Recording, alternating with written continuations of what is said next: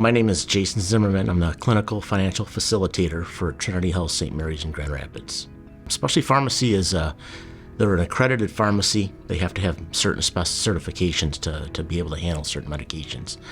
Many of the medications that they do handle are usually higher priced medications for complex treatments and many chronic conditions. And what they're also set up for versus a retail pharmacy is on the front end of better patient education up front for these complex medications. They also are able to follow through on the back end of making sure if there's any issues or side effects, and that they're also a resource for those patients to reach out to.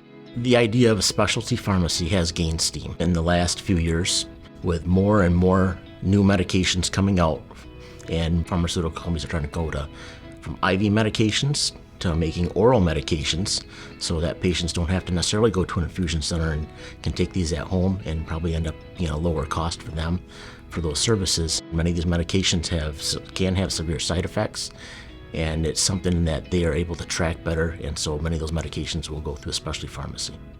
Everybody has access to a specialty pharmacy. The complexity of it is finding out which specialty pharmacy to use. Okay, and then and many of these specialty medications require prior authorization before they can be filled. Often, insurers will dictate which specialty pharmacy patients can use, and you have to find that form for that pharmacy. Often there's limited distribution drugs, and that's something that the pharmaceutical manufacturers themselves will dictate which specialty pharmacies can handle certain drugs. Sometimes specialty pharmacy is just difficult. Sometimes it is. We can do things to be more efficient. We can do things to try to speed the process up a little bit.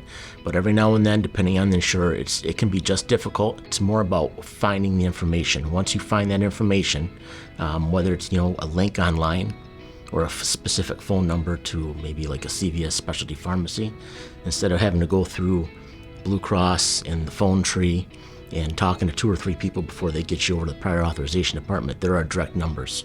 And it takes time. And once you get those numbers, you make sure you have those numbers available to you, and any links, online links, that will help you to get that information faster. You can save those. So when you get a Blue Cross order in for a patient, boom, I go to my Blue Cross link, and it's right there, and I have that information available, and that will help to move me through the process. Persistence is the key when dealing with specialty pharmacy to ensure that patients can get their medications and start their treatments as soon as possible.